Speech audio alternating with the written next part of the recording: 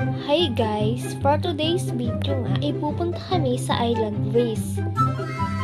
Ilang araw na nga namin itong pinaplano at sa wakas, nakulayan din. Napag-usapan nga namin sa GC na magkikita kami ng 7 AM kasi may pupuntahan pa yung ibang kasamahan namin.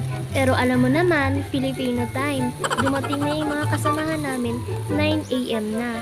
At dahil inip na kaming maghintay sa kanila, nag-start na kaming mag-ihaw.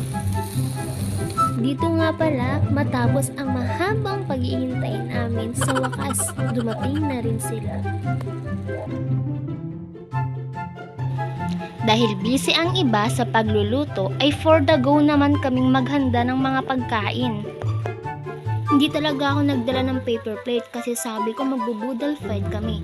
Mas masarap kasi pag sa dahon ka kakain. At after nga namin kumain, ayan, kulitan time na ang mga person. At meron nga tayong kasabihan, 'di ba, na ang tunay na kasiyahan ay wala sa yaman, kundi nasa kasimplihan ng pamumuhay. So that's all. Thank you.